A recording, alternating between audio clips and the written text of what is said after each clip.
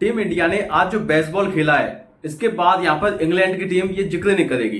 क्योंकि शुभमन गिल की बल्लेबाजी आप देख लीजिए, जडेजा की बल्लेबाजी आप देख लीजिए, ऋषभ पंत हो, राहुल हो, सबने बेसबॉल खेला है आज और सबने इतनी अच्छी पारी खेली है कि शायद इंडिया इतना आगे पहुंच चुका है कि वहां से दो रिजल्ट पॉसिबल है, या तो मुकाबला ड्रॉ होगा या फिर टीम इंडिया जीतेगी। अब इंग्लैंड जो है वो हार चुकी है एक तरीके से, क्योंकि यहाँ पर 600 रन नहीं बनेंगे आप पे। आप भले कितना बेसबॉल खेल लीजिए, आप कुछ भी कर लीजिए, लेकिन 608 रन नहीं बनेंगे, आपके पास कोई चांस ही नहीं है। तो यहाँ पर इंडिया ने क्या किया है, इंडिया ने इक्वेशन यहाँ पर इंग्लैंड की इक्वेशन आउट कर दिया है। इंग्लैंड जीतने वाली नहीं है इस मैच को, आप ये लिख के ले लीजिए। 600 रन नहीं बनेंगे और इन 90 ओवर में, यानी 90 ओवर जिस तरीके से यहाँ पर 5वें दिन के बचे हुए हैं और जिस तरीके से 10-15 ओवर यहाँ पर जो चौथे दिन हुए हैं, उसमें से हम ये कह सकते हैं कि इंग्लैंड की टीम यहाँ पर जीतने के लिए जाएगी नहीं जाएगी ये तो 5वें दिन पता चलेगा, लेकिन चौथे दिन खेल के बाद तो ऐसा लग नहीं रहा कि वो जीत के लिए जाने वाली है, क्योंकि उन्होंने हाल मान ली एक तरीके से कि इतने रन तो नहीं बनेंगे। आप बेसबॉल कितना भी खेल लीजिए, कितना खेलेंगे बेसबॉल आप, लगातार आपको खेलना पड़ेगा, कम से कम 90 ओवर तक लगातार आपको बैटिंग करनी पड़ेगी, धुआंधार बैटिंग करनी पड़ेगी, तब जाके आप वहां तक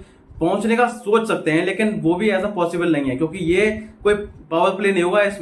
इसमें बाउंड्री पर सारे फील्डर लग जाए तो वैसे मुश्किल होगा यहाँ बाउंड्री पार करना। तो इसलिए यहाँ पर ये मुकाबला ऑलमोस्ट यहाँ पर ये हम कह चुके हैं कि यहाँ पर दो ही रिजल्ट पॉसिबल है, या तो ड्रॉ होगा मुकाबला या फिर टीम इंडिया जीतेगी। तब ये मुकाबला शुरुआत कहां से हुई, क्योंकि चौथे दिन जब ये मैच शुरू हुआ तब टीम इंडिया 64 पर 1 था, यानी टीम इंडिया 244 रन से आगे थी। अब यहाँ पर माइंडसेट टीम इंडिया क्या होना चाहिए था, ये यहाँ पर किसी का समझ से बाहर था। सबने सोचा था कि शायद 450-500 रन के आसपास टीम इंडिया सोचेगी और वहां तक पहुंचेगी तो उसके बाद डिक्लेयर कर देगी, लेकिन टीम इंडिया ने अलग सोचा। टीम इंडिया यहाँ पर केएल राहुल, करुण नायर ओपन यहाँ पर बल्लेबाजी करने के लिए उतरे आज, और करुण नायर जो जल्दी आउट हो गए, लेकिन उसके बाद यहाँ पर नंबर 4 पे आए शुभमन गिल का साथ दिया राहुल ने, अच्छी पारी खेली, राहुल ने 55 रन बनाए, लेकिन शानदार इन स्विंग गेंद पर आउट हो गए। लेकिन उसके बाद यहाँ पर नंबर 5 पर ऋषभ पंत ने जो बल्लेबाजी की उससे काउंटर अटैकिंग बल्लेबाजी की, और वहां से बेसबॉल उन्होंने सिखाया कि कैसे बल्लेबाजी की जाती है। इंग्लैंड को उन्हीं के घर पे जिस तरीके बेसबॉल यहाँ पर ऋषभ पंत ने खेला, उन्होंने दिखाया कि देखिए ऐसे बल्लेबाजी की जाती है। बेसबॉल हम ज्यादा बोलते नहीं है, लेकिन हम करके दिखाते हैं, तो वो उन्होंने करके दिखाया। 58 गेंदों में 65 की पारी खेली, शानदार बल्लेबाजी, 8 चौके 3 छक्के लगाए। उसके बाद ऋषभ पंत जब आउट हुए तो उसके बाद शुभमन गिल और जडेजा ने ऐसी पार्टनरशिप लगाई कि वहां से पीछे मुड़ के टीम इंडिया ने देखा ही नहीं,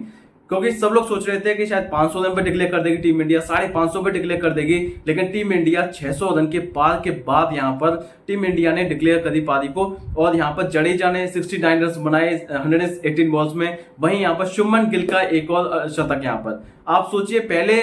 जो मैच था उसमें 147 बनाए, उसके बाद 8 रन बनाए दूसरी पारी में, लेकिन तीसरी पारी में उन्होंने बनाए 269 और चौथी पारी में बनाए 160 रन। तो आप सोचिए 4 इनिंग में से अगर आप 3 इनिंग में शतक लगाते हैं तो इससे बड़ी बात आपके लिए क्या होती है एज टेस्ट कैप्टन। मतलब टेस्ट कैप्टन जब से आप बने, जब से आपने पीछे मुड़ के देखा ही नहीं है, क्या बल्लेबाजी की आपने, जबरदस्त बल्लेबाजी की है, और ये बल्लेबाजी हमेशा याद रहेगी। अगर टीम इंडिया मुकाबला कल जीतती है तो ये हम कह सकते हैं कि ये मुकाबला एकदम यादगार बन गया, क्योंकि यहाँ पर ये इतना हाई स्कोरिंग मुकाबला हुआ है ना कि टीम इंडिया ने पूरे अगर दोनों पारियों को मिला के जो रन बनाए हैं वो यहाँ पर 1000 रन से पार कर दिए हैं, 1000 रन पार कर दिए टीम इंडिया ने। तो ये अपने आप में बड़ी बात है। और 427 रन दूसरी पारी में जिस तरीके से डिक्लेयर किया उन्होंने, एक समय ऐसा लगा था कि शायद इंडिया क्या करना चाह रहा है, क्योंकि यहाँ पर क्या ऐसा तो नहीं कि यहाँ पर टीम इंडिया जो है ओवर्स कम दिए हैं इंग्लैंड की पारी को, कि यहाँ पर समेटने में थोड़ा टाइम लगेगा इनको, ऐसा नहीं है कि हमारी बॉलिंग इतनी ताकतवर में बॉलिंग में कि शायद हम 90 ओवर में ऑल आउट कर पाए,